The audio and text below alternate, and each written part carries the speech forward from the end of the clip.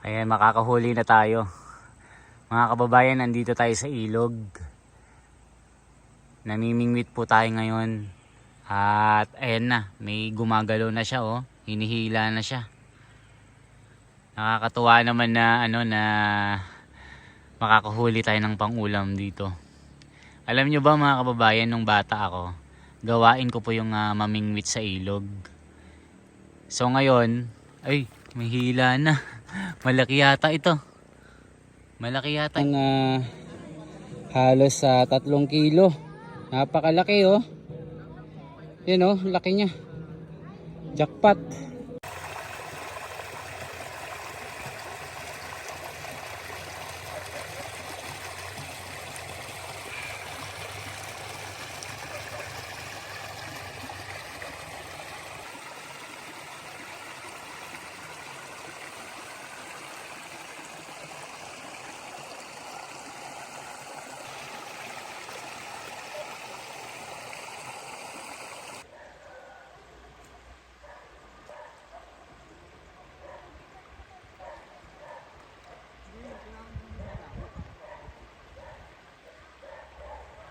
Mga kababayan, kumusta kayo? Ako muli si The Wonders Philippines. Ngayong araw na ito ay dadalawin natin si Lola Ligaya. Siya ay kabilang sa mga tribong dumagat na ating nakilala. Nakita natin siya sa tabing ilog dahil ang kanyang trabaho ay pangangapa at paninisid ng ginto. Mula pagkabata at pagtanda, ito na raw ang nakagistang trabaho ni Lola Ligaya at ito na rin ang nagtaguyod sa kanyang pamilya. Kung ating babalikan, natulungan na rin si Lola Ligaya ng isang sikat at famous na vlogger na si Pugong Biyahero at nagbigay ito ng malaking halaga. Mula noon, wala na tayong naging balita kay Lola Ligaya. Ang bidyong ito ay ipapakita ang tunay na kalagayan ng mga katutubong dumagat. Ano ba ang dahilan bakit inabandona ang kanilang mga tahanan?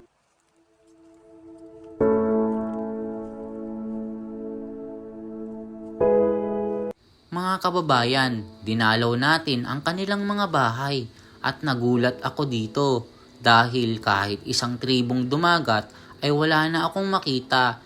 Tanging tumambad sa akin ay ang kanilang bahay na sira-sira at ang tanging bantay ay manika.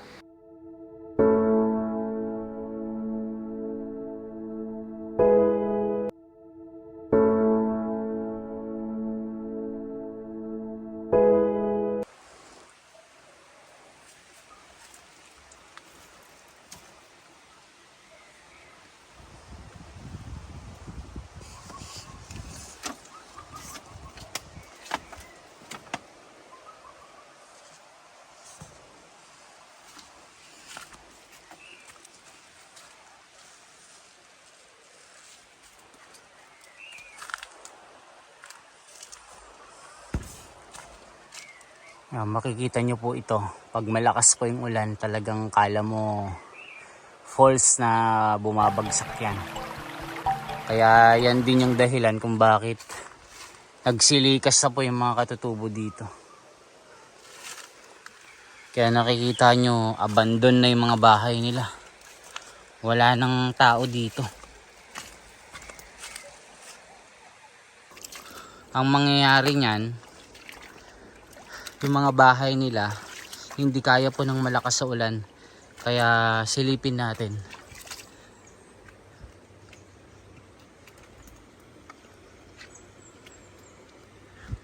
Wala na yatang tao dito.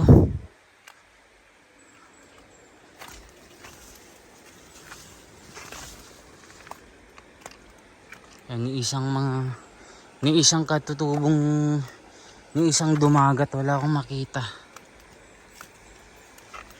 Mga abandoned house na po ito. Ayan oh, wala nang tao. Dati makikita mo sila dito na nagmimina dito sa ilog.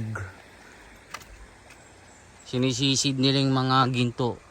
Pero ngayon mga kababayan, eto na oh. Hindi ko na sila makita. Wala nang katao-tao.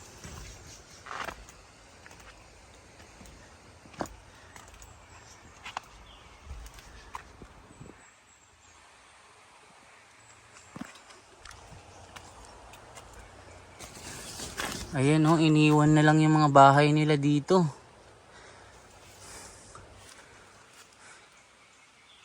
Wala nang katao-tao.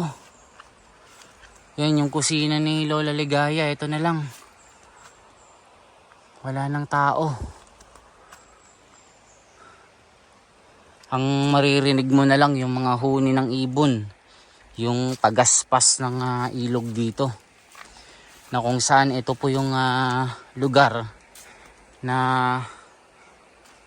pinagmiminahan nila Lola Ligaya. Oh, mga damit na lang, iniwan na lang dito. Oh. Hindi siguro kinaya ng mga kababayan ng malakas na ulan ito, kaya nasira na din. Oh. Kasi yung mga katutubong dumagat, wala po silang permanenteng tirahan kung saan po yung trabaho. Kaya makikita nyo mga kababayan, puro abandon na po ito. Kaya wala nang katao-tao.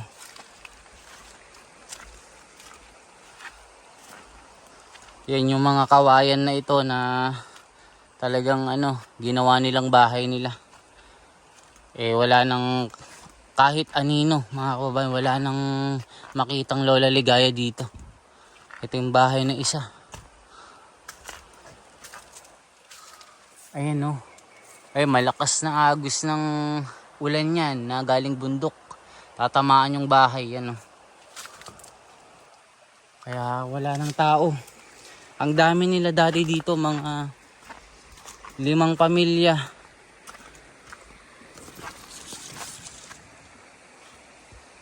Yan, sa batong yan, sa tabi, diyan po si Lola Ligaya at yung mga katribo niya na nagmimina. Dito po ako pumupunta mga kababayan para magdala ng mga pagkain, ng mga bigas na kailangan nila. Yung mga kinita natin na pagbibideo, binigay natin sa kanila. Siyempre mga kababayan, yun naman yung ating ginagawa eh. Ayan oh, isda na lang yung makikita natin dito. Wala nang tao, kahit isang dumagat wala na. Yan, puro kagubatan po ito. Wala nang tao. Sino kaya pwedeng makausap? Bakit wala na sila dito? Iniwan lang yung mga bahay nila oh. Sira-sira na. Pati itong mga kubo-kubong ito na ginagawang silungan, sira-sira na rin dahil po sa malakas na ulan. Kasi tag-ulan na ngayon mga kababayan eh.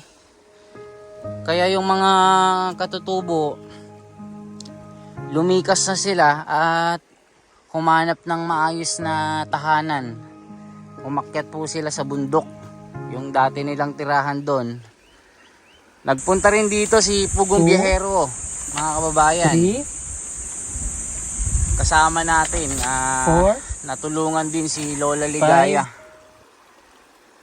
Binigyan po ng malaking halaga si Lola Ligaya na ginawang puhunan. Kaya yon, siguro inisip ni Lola Ligaya magtayo na lang ng negosyo na tindahan. Malamang meron ng sariling tindahan si Lola Ligaya. Sabi kasi niya, mula nung huling kausap natin, yung pera na natanggap niya, gagawing negosyo na lang daw. Yung mga bahay nila mga kababayan. No? Ilang bahay po ito? 1, 2, 3, 4, 5, 6 na bahay. Yan, dito naman sila nagmimina mga kababayan. Sa kasamaang palad, dahil po sa masamang panahon, iniwan nila ng ganito yung mga bahay nila. Siyempre, tag-ulan na, mababasa sila kasi yung mga bahay nila gawa lang sa kawayan at tinali lang po sa lubid. Marurupok yan. So hindi nila kaya mag-stay dito ng matagal. Kahit na nandito yung kabuhayan nila, iniisip nila mas mabuti na umakyat na lang sila dun sa bundok. Kasi doon, matibay-tibay yung kanilang bahay na ginawa doon. Sa susunod, sa tulong ng isang followers natin, pupunta tayo doon sa taas, kung saan makikita natin yung tunay na buhay ng mga katutubo doon. Si Lola Ligaya, kung matatandaan nyo, siya po yung nag-viral sa ating video noon na kinover. Umabot po siya ng 10 milyon na views. Tapos kinover po ng GMA hanggang sa pinuntahan din ni Pugong Biyahero. Para lang malaman po ng mga kababayan natin na yan po si Lola Ligaya, wala na po sila dyan. Mga tahanan nila, nagmisto lang, ghost town na siya. Wala na pong tao.